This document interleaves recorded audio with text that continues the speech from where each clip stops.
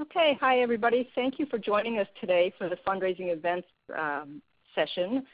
This is a guide for organizers, people who are thinking about or in the middle of planning an event to benefit the FSH Society. And the purpose of today's meeting is to get you all oriented around the sort of basic processes so that things can move quickly and smoothly for you, and to explain a lot of aspects to organizing events that might not be apparent to you from the outside coming in for the first time. So I'm hoping to make the whole process much more transparent. So today we're going to cover what to do first thing before you even begin, how to build a committee, how to get your ideas. There's some agreements that help clarify roles and responsibilities. And we have a lot of resources in our event organizers toolkits. I wanted to introduce you to those as well, and other important resources. And then most importantly, probably towards the end, the nagging fear at the heart of every fundraiser's heart as they embark is who's going to show up and how am I going to raise money. So before you begin, we strongly urge people to call the FSH Society, and that's important for a variety of reasons. One is to coordinate, because there may be other events happening in your area. There might be an event happening close to a date that you're thinking about having it. And also, we can help tremendously with building your community. So we have a large database of patients and families and other supporters. So we can help you reach out to people in your area to help build a network and build that all-important committee that will help you get this fundraiser going. We also can introduce you to some important guidelines for how to do fundraisers, and we can do a lot of mentoring and support for your effort. So one of the important things to think about at the beginning is this something you want to do all by yourself, or do you think it would be helpful to have a team? And generally, I'd say it's really incredibly helpful to have a team, even one other person, ideally 2 or 3, or 5 or 10. It's because every person has their own network and access to different resources and also different ideas. And I've noticed that when a group of people get together, the creative sparks really start flying, and I think the net result is always greater than the sum of the parts. And so, as I said, you can ask us to help with outreach. I can send emails out to people in your area, call and contact people personally to ask them to help and get involved. And I think one of the first important steps is for people to get to know each other a bit, whether it's through a conference call or even better, face-to-face. So you might even host a tea gathering or meet together at a restaurant. And I think that's an important part of building a team. In Atlanta, we have a group of people who've been meeting and getting to know each other over the years because there was another event going on, the Falmer Dinner. So when we decided, when Meredith contacted me this year to say, we're thinking about starting one, I could reach out to people and they already know who you are, they know each other. So that kind of networking is really, really helpful. And the questions around building a team is, to ask yourself who's available, what skills do people have. So one thing I do is I ask people to write a short paragraph about themselves, their background, where they work, what they're interested in, what they're passionate about, and also what they feel their own skill sets are and style of work. And it's really helpful for a team to have that kind of snapshot of all the members, because then you can think much more productively about who's a good fit for a particular job, who's got project management experience, who's got very good communication skills, and maybe those are people who would be very good project managers or chairs to kind of keep everybody coordinated. It's also great to have conversations about what kind of connections you have, because that's where ideas start to emerge. That somebody might have connections to musicians, or know somebody who owns a restaurant or a hotel or a wine distributor, et cetera. And then you start to get ideas about what resources are out there that can really help make your fundraiser successful. So I'll pause a moment. Are there any questions or comments? All right, I'll go on. And the next important step is to brainstorm. So probably even before you start thinking about what kind of event you want to have, you should ask yourselves, what's your most important goal? Is it to raise as much money as you can? Is it to strengthen the community of patients and families and advocates in your area? Or is it to get the public at large in your area much more aware of FSHD? And I'm not saying that you can't do all three of these things, and generally any fundraiser will do some aspect of all three of these things. But which is your most important goal? What are you going to measure success by most of all? So that's really important because that can help you decide how to focus your efforts on when you start to design your event. So event type can be of various sorts as well. One is exploratory. If you've never done this before and you don't know who's going to show up and how the team is going to function, maybe you want to do something a little informal, house gathering or picnic or something that doesn't involve a big upfront investment of expense, and just get people together just to see what the energy is and what might happen next year if you were to repeat it or to evolve that kind of event. Another kind of event is what I'd call participatory. So maybe that's a goal to get as many people as possible there, and you want to think about, is it as many patients and families you want there, or is it more a lot of people in general? And that might be something like a big walk type event or some concert or something that might appeal to a large number of people at a relatively low cost of entry. And then you want to think about how you might scale an event. So if you're going to invest the time to create an event, it's good to think in the long term, can this be repeated the following year? Can you learn from your first time and build on it and get people excited about coming back and then spread by word of mouth. So that's also something to keep in mind. Are there any comments or questions?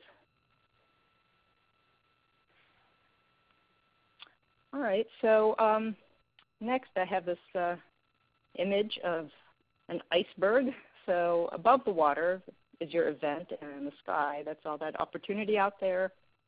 Under the water, there are all sorts of factors that we need to consider because there are risks associated with having an event. And this is not to alarm you, but just to be realistic. So we have concerns as a society if there are events going on out there. How's the society being represented through the event? Is it appropriate? Is it is it consistent with the brand image that we have as a society? There are regulations around auctions and raffles. Raffles in particular are considered a form of gambling. So they're actually regulated by most states by the Gaming Association. And that's something a lot of people are not aware of. So, but it could be, if these regulations are violated, it could actually endanger the FSH Society's, charity status in that state. So, so you need to be aware of that. There are confidentiality issues. So patients and families and individuals sign up to the FSH Society as members under the understanding that we won't share their information with third parties. So when you become an event organizer on behalf of the FSH Society, you should sort of think yourself as kind of being like an interim employee and representative of the FSH Society. So you need to, like any employee of the society, you need to understand the rules that we operate under, and one of those is confidentiality. So if you will learn the names of people in your community through us. They gave us their names in confidence, so you need to understand you can't then use those names for other purposes because people have not consented to have their names used to receive other types of mailings or whatever. And then financial transparency is important as well, because if you're doing an event on behalf of the society feels that it should assume the financial risk. But that means, like, obviously, just as if you're an employee, you need to get approvals for expenses that you're going to, before you can get a reimbursement on it. It's kind of the same thing with the society. So it's a simple principle that it's a good thing to just be very clear about that. And that goes along also with accountability. So ultimately, the FSH Society is responsible for things that can happen, injuries, accidents, all the kinds of things that one gets insurance for. So as an event organizer, you need to be mindful of that as well. So I'm just going to quickly zip through. So the fact that there are these things under the surface is why we've designed something called a host agreement. It's pretty straightforward. I think it's like a 2 or 3 page document, but it just spells out these issues in plain language, just so that there is a clear understanding on both sides of the responsibilities and expectations. So, I don't think I'll need to go through this word by word. It goes through all these points. The use of our name and logo needs to be appropriate. Let me back up a second. There is this, the second paragraph here. It says, the fundraiser print and promotional materials must clearly state the degree to which the FSH Society will benefit from the fundraiser. For example, you could say all proceeds will go to the FSH Society, or 50% of the sale price will be donated. Other language might be the net proceeds, etc. And the reason this is important is that under, I don't know if it's an actual law, a tax law, but certainly under the regulations governing nonprofits, we need to respect the donor's intent. So if a donor intends for a gift to go to education, for example, and they've restricted that in their communication with the society, we need to respect that. So we need to actually collect documentation on what the donor's intent was. So in the context of a fundraiser, the language you use to say how that, how the attendees' donations or contributions or tickets will be used for charity have to be stated in a way that is very clear, and it should reflect your intent as the event event organizer, and also that's where it's important to have conversations with the FSH Society to make sure that the nature of the donations coming in are a fit for how we operate. So if somebody overly restricts a gift, we may have to actually set up a separate account for it, and there's pretty significant administrative costs with having a separate account. So we want to avoid that. We want to have the language for communicating to the donor be consistent with the accounting structures we've already set up at the society. So are there any questions about that? June, is there Yes. any way that there could be a list of documents or contract purposes that have to be signed off by a employee of the society? It just seems like anything that would promise funds, for instance, signing a contract with the auctioneer or things like that, it seems that should not be done by a volunteer, but should be done by an officer of the society. That's correct. That's a very good point, Joyce. Yeah, any contracts with venues, with professional consultants should be done directly with the society, not by the fundraising organizer, for a variety of reasons, because ultimately it is an agreement with the society, and the organizer also should not be liable for that matter. If, for any reason, we don't pay the contractor, we don't want the event organizer to be stuck in the middle having signed the agreement. All kinds of. It just so seems that's like if there was a list or some way to indicate which ones those are, it would take it off of the shoulders of the organizer to have to decide whether it's one that should be signed or not. And obviously, paying somebody or a venue signing a contract is, sort of almost a no-brainer. But I found that there were others, as we went through planning last year, that were, do we or don't we? And I think that, we ought to really be cautious and more careful rather than just letting it go. Yeah, that's a great suggestion. When in doubt, okay, I'm going to write that down. Okay. Okay. Are there any other questions about any of the points so far? Okay. I think what Joyce is saying also relates to the next slide here, which is responsibility for expenses.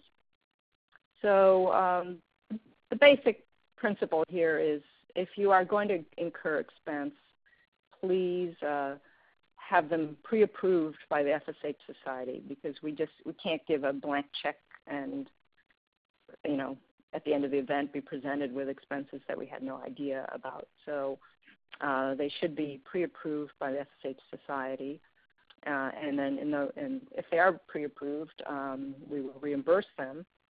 And going hand in hand with this is it's really important to develop a financial plan so that the society understands, what your expenses are going to be and what your expected revenue projection is, so that we can look at it together and say, okay, that's a good return on investment. That makes sense.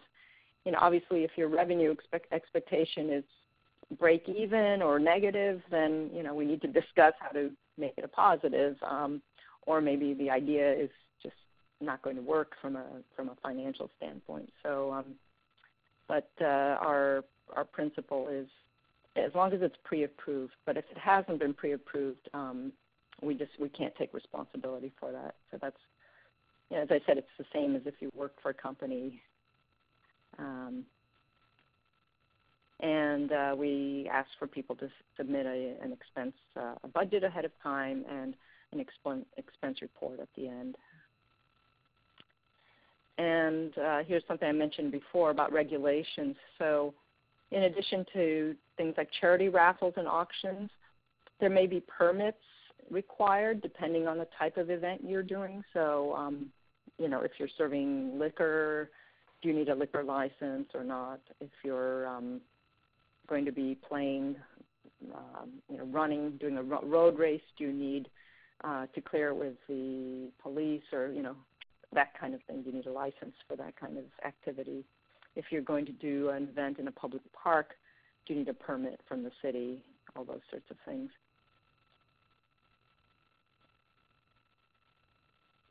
And then we do have an insurer, so we review events to look at the viability exposure. And one area, a lot of events use a lot of volunteers, and we have a separate agreement around that volunteers sign, just to say, they will behave within the scope of activity. They're not going to be inebriated. They're licensed to do whatever they are authorized to do for the event, et cetera. So, and that we aren't liable for anything that is kind of willfully, misconduct or violations of the law, et cetera. So that's kind of, it's common sense. All of this stuff is like really common sense stuff. And the final point on this fundraising host agreement is around confidentiality. So in addition to the way that members' contact information is handled, if you are doing email outreach to people and somebody asks you to let them opt out of getting those emails, you need to respect that, because at the end of the day, if you don't, then it's the FSH Society they're going to be mad at.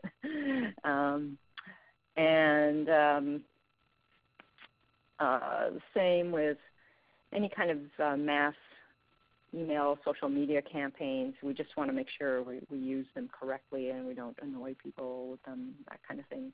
And also any contract details and non-public financial information would be kept confidential as well. So it's pretty straightforward. Any questions or comments? All right, I'm going to move on to our fundraising toolkit. So on our website, under this middle category, Get Involved, if you mouse over that, it opens up, and under there, there's a category called Fundraise, and then that will open up another menu called Fundraising Toolkit. So that's where you will find all of this information.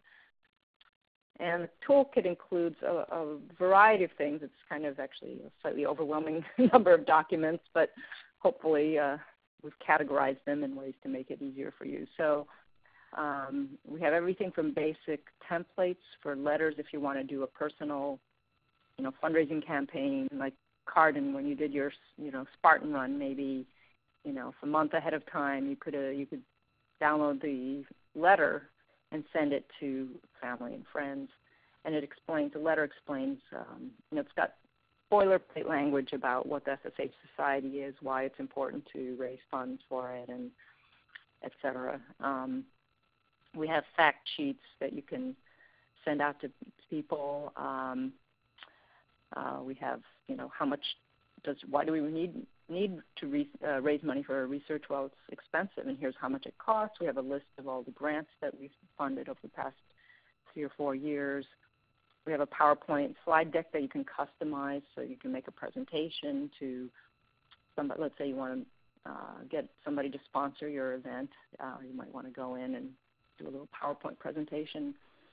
We have a toolkit for something called Champagne for Charity, which is a very low-cost, fun type of fundraiser. I won't go into detail on it today, but Natalie Moss from the Australian Foundation has done this with great success and gave us this idea. So I created a one-page toolkit on how to do a Champagne for Charity fundraiser. We have a similar set of documents for a picnic fundraiser in your backyard, and then team fundraising. So if you're going to do, you're going to run in a race, or somebody's going to run in a race, there are sheets on how to go out and sign up sponsors and supporters for your team fundraising event. And then we also have the Event Planners Toolkit. So this is for people who are planning a more involved thing, like a gala, benefit concert or dinner, an auction, etc. So we have things like the Fundraising 101 overview. It'll review a lot of the material that we're talking about today. Best practices guide, a template timeline, which I'll show you next, a budget template, a checklist.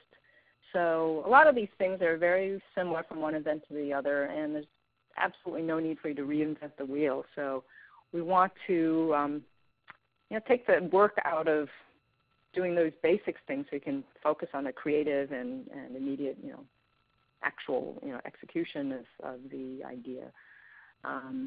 We have templates for letters you can send to sponsors, letters to solicit auction donations, thank you letters, the tax documentation letter, etc. So this is really important because I really don't want people to be reinventing the wheel here. And we also have a document on auction procedures and regulations. So any questions? This looks great. It's a lot of work that goes into this, so thanks for putting it out there. Oh, you're welcome. Well, you do it once, you got to feel like, okay, nobody else should have to ever do that again. Yeah. The one thing I was thinking of, I know you and Christopher came up with that sort of the elevator conversation.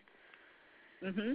You could probably include that somewhere. It might be somewhat in the, some of the slope station. Oh, that's letters, a good idea. That was a good little blurb to have in the back of your head when you're listening. Yep. Although, if you tease me, my elevator pitch is probably, you need to be in the Empire State Building or something. I liked your elevator pitch. You actually kind of had to go into some of that detail. So. All right. So, thank you. Okay, so this is a basic template for the timeline. So it gives you a feel for how much ahead of time you need to do, carry out certain tasks. Like the first one is, name the event, figure out what your objectives are and figure out what the event is, form your committee, and make a plan on how you're going to communicate with FSH Society, et cetera. So, it's all pretty basic. And then the next item here is a budget template. So we've listed, this is just a fragment. The budget goes on quite a bit more than this, but we've thought about all the kinds of things that you might have, and then many events won't involve any of these things, but we're trying to make it comprehensive enough so that, again, you don't have to expend too much brain power on thinking about them. And we have columns, so if you've done it before, it's so helpful to know what you spent the previous year. And I strongly recommend, you just keep the record and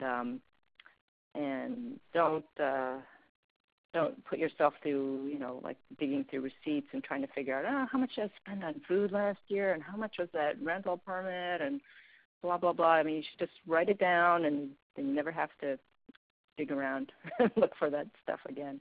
And it's and you can just pretty much plug those numbers into the next year's budget. It makes it so much simpler. So, and in the budget we also have the receipts, the different sources of revenue that might come in. And this is just also a good way to kind of help you think about what are the possible sources. Maybe you could sell food, or you could have an auction and whatever. So,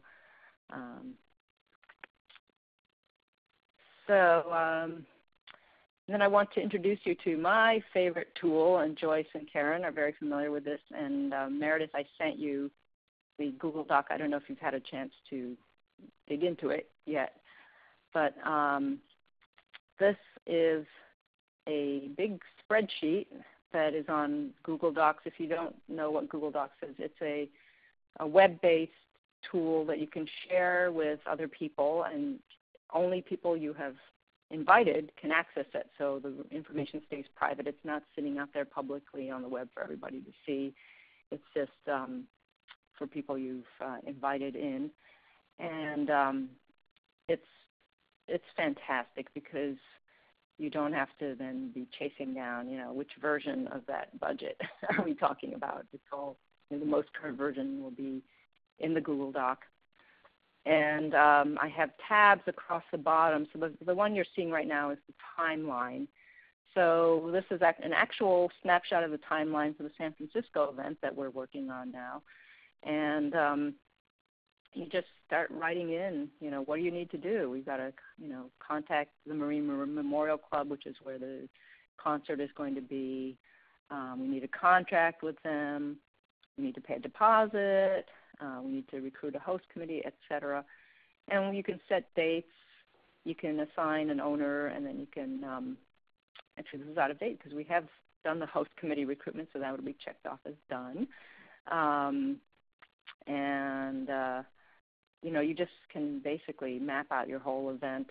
And I think in our San Francisco spreadsheet we have categories. So we have a category of timeline tasks having to do with the venue. Has the piano been tuned, et cetera, or printing, invitations, the draft text is finished, it's gone to the designer, the design is back, it's gone to the printer, it's being printed out, we've put together a mailing list, et cetera. So it just is a wonderful way to keep track of those things. there's a budget tab so everybody can see what the budget is. You can work out pricing, what are we going to price the tickets at, and you can play around. It's an Excel document, so you can actually do little formulas, and it'll decide, we better jack up the ticket price to, $125. How is that going to affect the budget? Those numbers will go right back into the budget and the revenue line. You can keep track of your committee members on the next tab. Who have you invited? Who said yes? What's their contact information? We have a master guest list, so members of the committee can go in and start adding the names and addresses of the people they want to invite. You can keep track of sponsors. So that's really important because you don't want two different committee members to be approaching the same company for sponsorship. You want to make sure you have a clear, who's going to do the outreach, when did they contact that person, did they hear back? If they haven't, when did they send a second notice, et cetera. So you can keep track of all that. We keep track of auction donations, and the sheet goes on a little bit more out to the right. There are a few other things. You can keep track of your food, so you can list your food and run calculations on how much the whole food budget will be. So are there any questions? Or I can also show you live if you want how that works. All right, I think this has worked out really well just because you have this central location and you're not emailing back and forth with committee members. They can all go into one central location and do most of the work there. So, absolutely, yeah. We're trying to minimize the crazy factor. Right. The crazy meeting. Can I make a pitch for one other thing in there? And I noticed last year when we were working on this that we would send out letters, and then something would change, or it would change before we sent them out. It's really good to have a folder for final documents so that you don't get confused. Was this the first or second revision? Are we on the second or third revision? And it just makes it so much easier if you have a place that you say, this is where the sponsor request for donations letter is. Take that letter and use it, not anyone that came before. Just that's the final one. Yeah, that's a great point. There actually is you can make folders in Google Docs, so you can keep all those final versions, of letters, invitations, email alerts, etc. I should mention that. Thanks. So, so there are a number of. Sorry, June. They should also be dated or marked as a revision number, so that you can place them in the right order. Yeah. Absolutely. So, and Google Docs is great for that. So, so other tools and resources that are available to you, we have a free conference call number. So if you want to convene conference calls for your group, you're welcome to use it. But you can also, there's a company called Free Conference, and you can actually just get your own if you want to have your own exclusive number for your meetings. If you do use the Society's conference call number, all I ask is you let me know when you're using it, because you don't want to book it at the same time that somebody else is using it. There is an application on the web called Doodle. Again, you can Google that. And Doodle is a little simple poll. I guess it's a scheduling tool, really, and it lets you send, let's say you want to schedule a meeting the third week of April, and you can indicate the times, of the day that you want, and then you can just send that out to everybody on your list and ask them to fill out the poll. And that's assuming people use it, it's really helpful because then you get a nice little table and, checked off and you can see at a glance which time is best to use. So I love Doodle, and I think you've all seen our Doodle polls when we're setting up our calls. Another cool thing that I found is called Teespring, and this is actually for T-shirts. So if you have an event where you want to raise money through selling T-shirts, the bane of T-shirts, T-shirt making is that you end up with boxes of unused T-shirts because you order too many because you're afraid you're not going to have enough, and then you end up with 50 T-shirts in a big box in your office. Teespring is a web-based company where you can upload a T-shirt design. You can pick the type of fabric and the color, and then you create a campaign, and it calculates for you the minimum number of T-shirts you need to sell before you break even, and it's usually maybe something like 5 T-shirts, so it's not a big number. But then every T-shirt after that, you obviously have the base cost of the T-shirt, which might be $5, $6 or so, and then the rest of the price becomes profit. And the FSH Society is I'm not sure if we've been registered yet as a validated charity, but we are in the process of being validated. I used this last December for a campaign for our first ever T-shirt with the Fighting Fish design on it, and I was just so pleased with how that worked out. The campaign ran for 5 days, and we sold, I think, 110 T-shirts and made $1,700. And I didn't have to, all I had to do was send out an email blast and let people know about it. And we're going to be doing other Teespring campaigns later this year.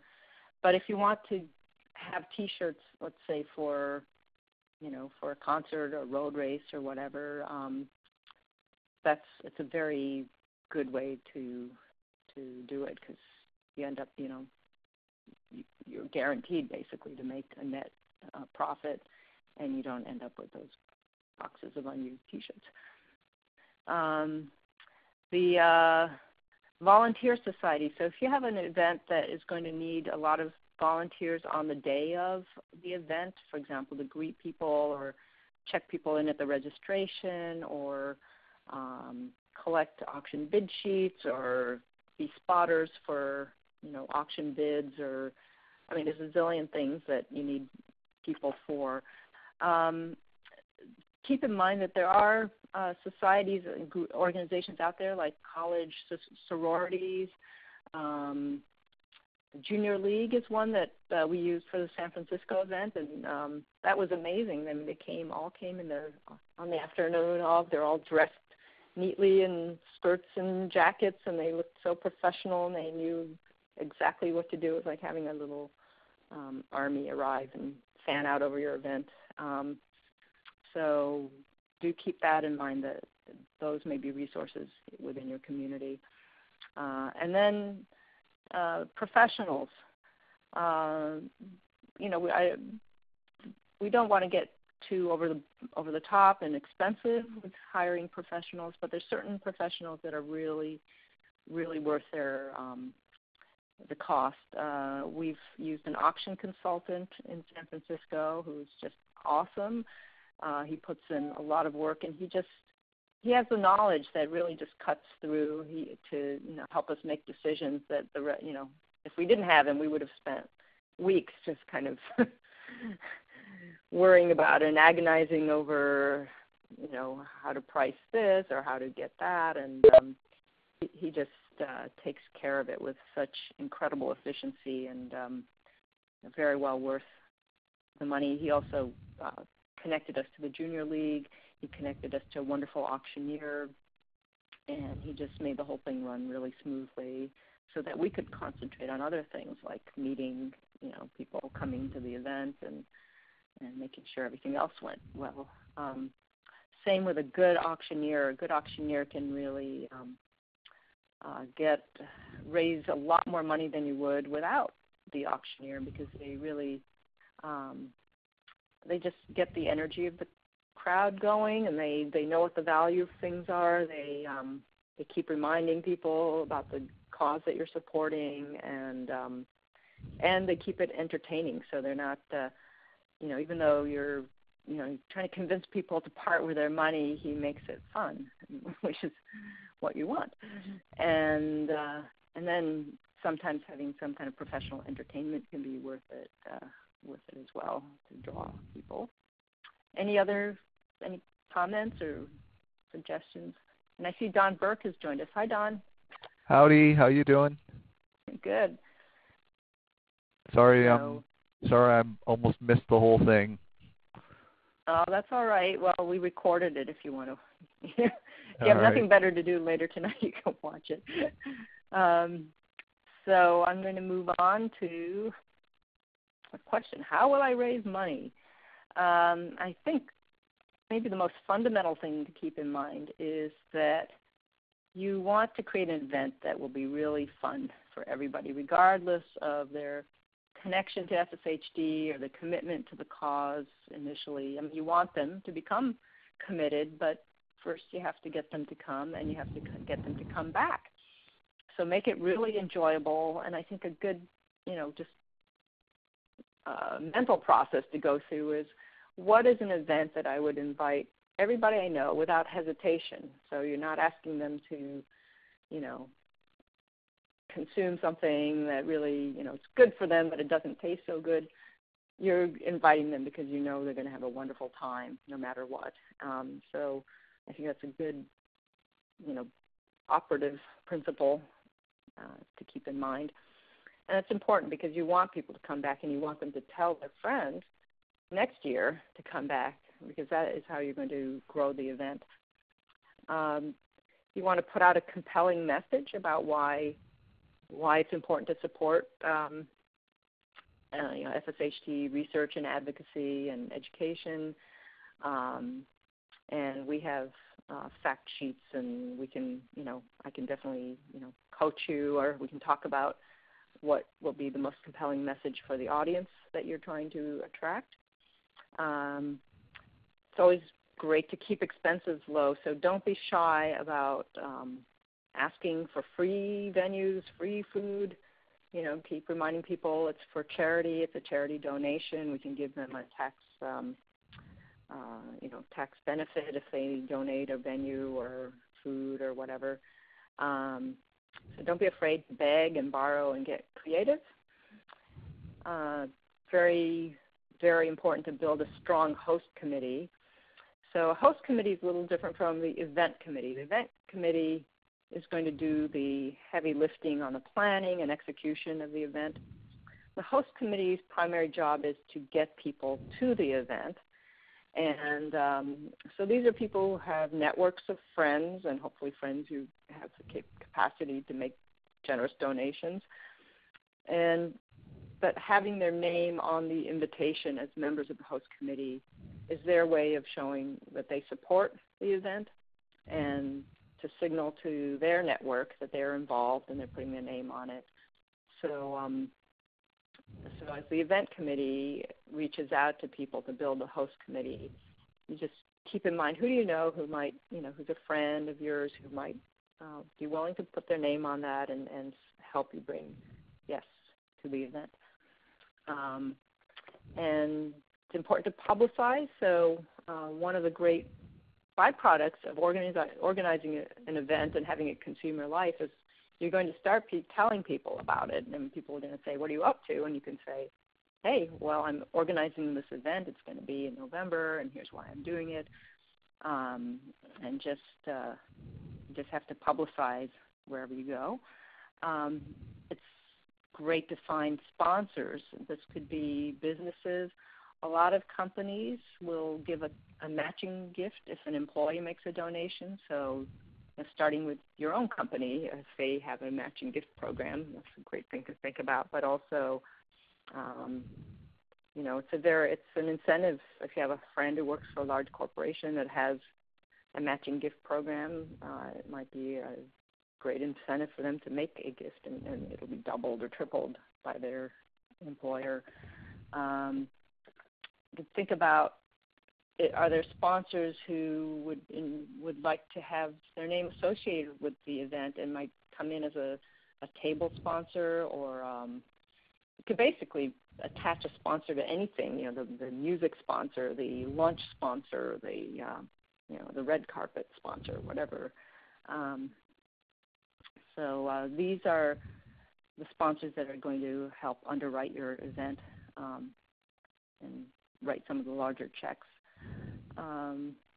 And barter. So are there companies that might have something that you need, and can you offer them something of value in return? So Natalie Moss in Australia is like a real master at this. You should listen to her webinar on our channel. So she got the distributors of Moet and Chandon and maybe Hennessy, several big champagne distributors, to donate literally tens of thousands of dollars worth of champagne to their chocolate ball, in exchange for which they got a host, a sponsor table. And then after the event, they offered, right before the holidays, they offered members, people on their mailing list, the opportunity to buy champagne at a substantial discount from the retail price, but it was enough that the wholesaler still made money. They sold champagne, and there was enough of a difference left to, be donated to FSHD Global. So it was a win-win-win. People got to buy champagne at a discount. The distributor made money, and the FSHD Global made money. So, so think about, who might be around that you could do that kind of mutually beneficial bartering. And then another principle I think is so important is get full value for every donated item. So sometimes people come to a charity auction thinking they're going to, get bargain prices, and maybe sometimes they do, but they're really there to support the charity, and they should be willing to at least pay the market price of the thing. They're not there to try to lowball. It's to pay market price because that merchant has donated like a gift certificate. And one way that works really well to get the full price is if you do have a live auction. They have the Seattle auction does this very well. They had the auctioneer do like this speed auction. So he'd have like 10 restaurant gift certificates, and the first person to bid full market, face value would get that gift card. So instead of it being a race to keep the price, get the best bargain on it, it became a race to be the first to pay the full price on it. So any questions or comments?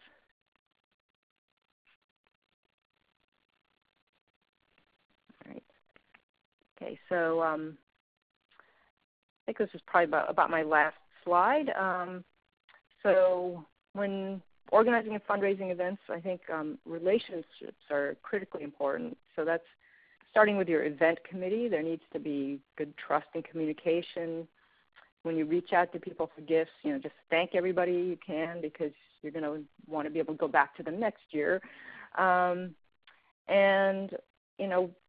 raising money is something that most people find very uncomfortable. They don't like to go out and ask. That's just human nature. But it's really important to remind yourself that it's not just about you, because yes, if you are affected by FSHD or a family member is affected, but you're also doing it for every other patient that's out there. So if it makes you uncomfortable to feel like it's self-interest, just get that out of your head. It's not just self-interest. And that people want to help.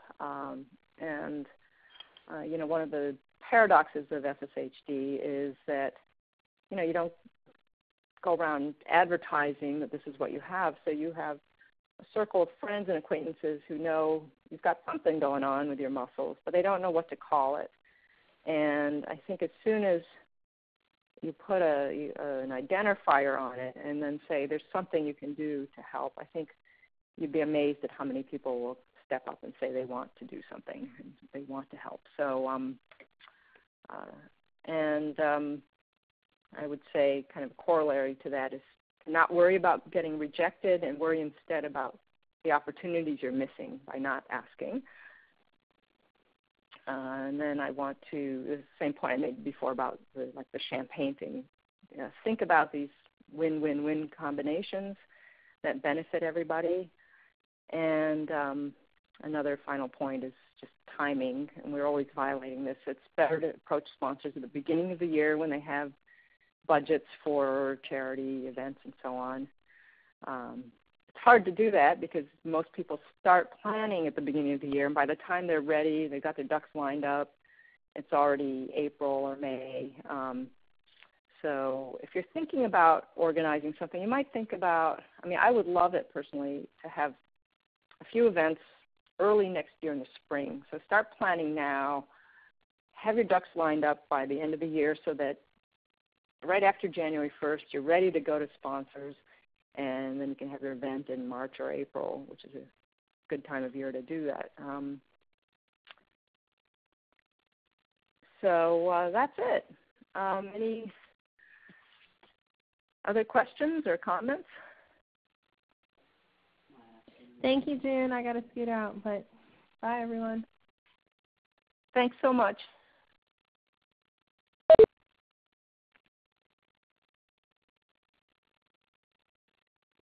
I'm going to just stop the recording.